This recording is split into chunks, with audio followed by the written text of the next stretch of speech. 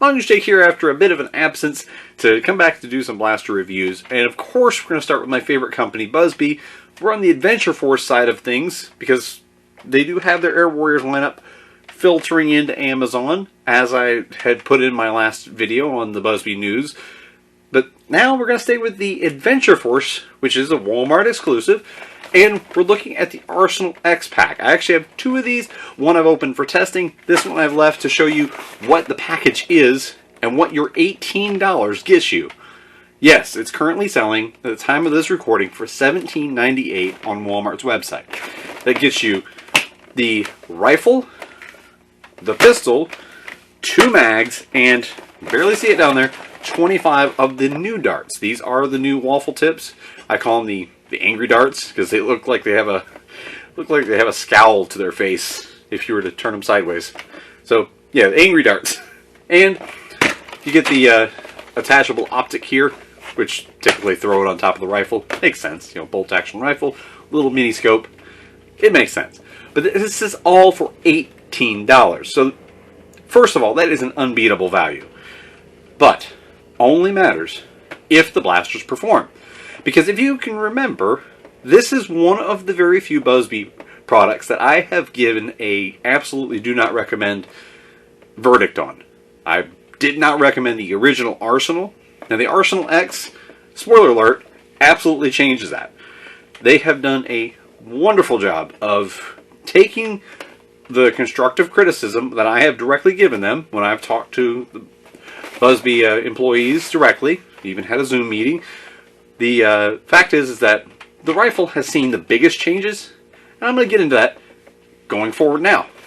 Now we're going to start off with what I think kind of remains the same, or at least is mostly the same, with the Buzbee Toys Model 1902, as I call it. Because it says right here on the side above the magwell, BBT 1902. And it still does. As you can see here, on one of the older versions, the striking resemblance is there. However, you do get a new muzzle. That is an additional muzzle, and you can see the rest of the shell pretty much remains the same. It has that chunky grip. It has the nice angular priming grip as well. And it does have the top rail and the same push button mag release on both the previous version as well as the current model. The one thing is that it has a new muzzle. Now also after I set that aside, one of the things I always harped about was, even though this was one of the best made Buzbee mag-fed pistols, it had, for whatever reason, a little bit reduced performance versus the Revolution. Now, I am a huge Revolution fan.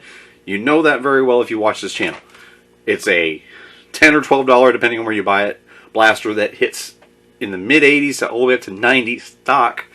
And for whatever reason, the 1902, despite actually being built tougher and sharing mostly similar internals, always had a little bit reduced performance.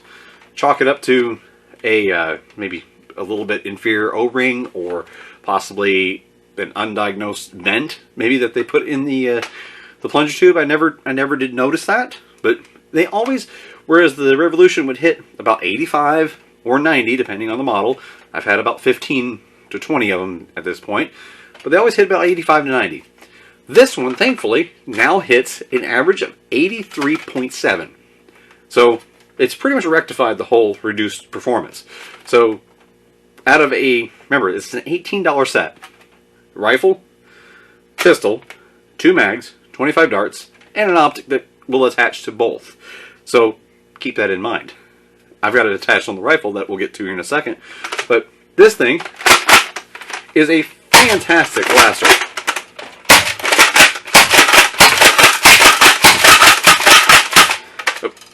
Already empty. I didn't fill it all the way full. Been testing it.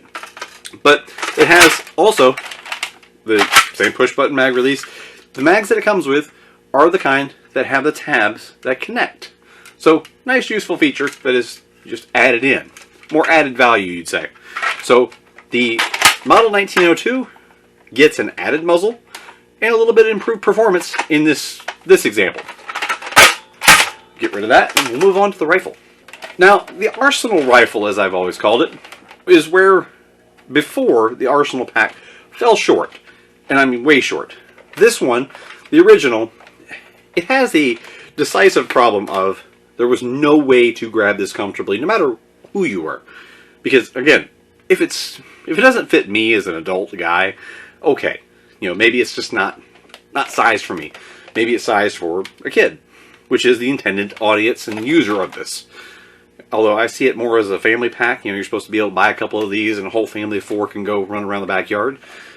Nobody was ever able to use the original Arsenal rifle comfortably. Didn't matter if it was an 8-year-old I let try it, my wife, myself, didn't matter. I take feedback from everybody. Nobody could grip this thing properly because the only way you have to grab this stock here, was like by clamping around like this, which looks like you're about to bash somebody with it. And that also has a weak point there where there's some flex.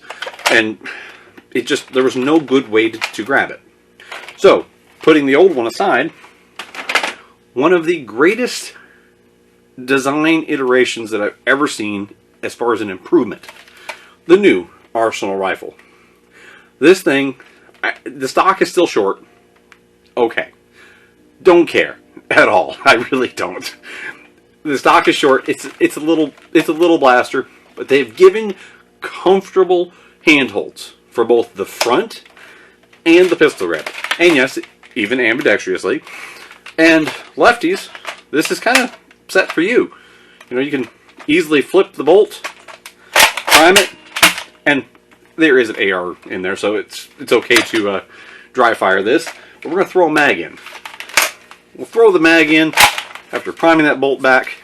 Go ahead and slide that in and go forward. Pop off a shot with that nice little ring sometimes. I don't know if you can hear that, but Busby Springs do that sometimes, and I just love it. It's almost like a signature sound. Now, the thing is that also, while being uncomfortable, the original, that is, not this one is supremely comfortable, it also had very reduced performance. It only hit in the 60s most of the time. I've had a few of them. I had them averaging as low as 67 and up about 71, 72. So, not enough performance to make up for the ergonomic failure. This, however, is hitting 83.1. And no, that's not going to set a record, but that is above average performance. And while still having that really nice bolt action. It's something about it. I just absolutely love bolt action. And it has 83.1 feet per second average on this example right here. So that's above Nerf average. And now this is supremely comfortable for both right or left-handed users. And I'm out again. But it's become much more user-friendly. And they even took the time to redesign the mag release. This one is a paddle style. I'll come in closer. You can see that right there. And they didn't even need to do that. The original was fine.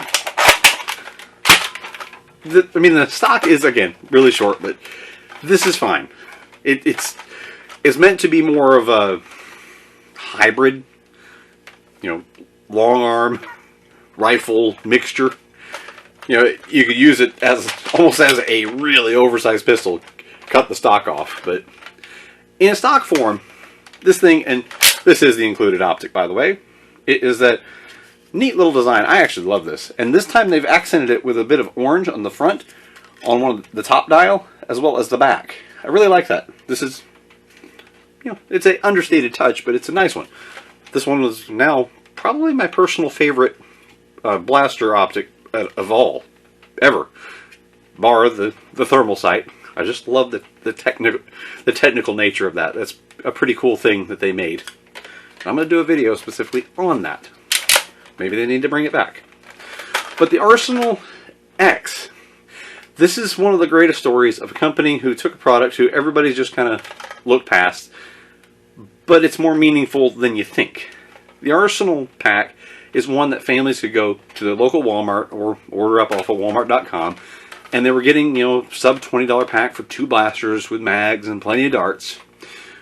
Busby has took the liberty to improve the darts, to improve the mags, because these are some of the best feeding mags ever, and they have the whole interlock capability, where you can take the 2 mags, stick them together so you can do a flip mag, and they did that at no cost increase. The whole pack is actually only $17.98 now, which I believe it was $19.98 in the past. I could be wrong on that, but I believe it was $19.98 and now it's $17.98. If I'm right on that, that would be even better. But they took one of the worst blasters they ever made with the Arsenal rifle, and they completely flipped the script on it. And now you have a very comfortable grip with a nice foregrip and an improved performance on the blaster. Going from one of those that I had in the past only hit 67, now this is hitting 83.1. And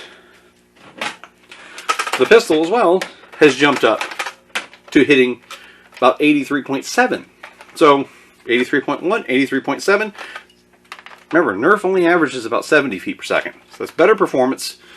And how many Nerf blasters are out there at $17.98, let alone for one blaster? How about two? Not very many. So now I have to take back what I said, not about the original. The Arsenal pack originally was not something I could recommend. Now, I can wholeheartedly recommend this. It comes with some of the best darts on the market. And I know this sounds like a sales pitch, but it is. I'm not being paid to say it, but this is something that families need to go get. Because you could buy a couple of these packs. You got a family of 6, buy 3 of them. And you can swap out, team pistol against team rifle. Or mix it up. And it comes with enough that at least gets you going. Family could grab a few of these and be going for the weekend. Especially since Buzby now is selling their darts on Amazon. 50 of them for only $5. Add that to it. Or pick up Adventure Force darts. If you're buying these in store at Walmart, pick up some Adventure Force darts. That's something that families can do over the summer. And I'm a huge proponent of that. And this now, I'm happy I can recommend this. The Arsenal. It's now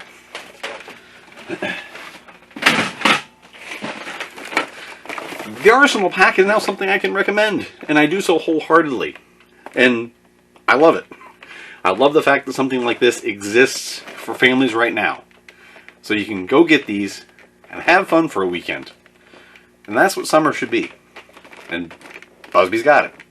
So kudos to Buzby for taking criticism, fixing a product, because originally this rifle was horrible and now it's great. And that's how companies should do things.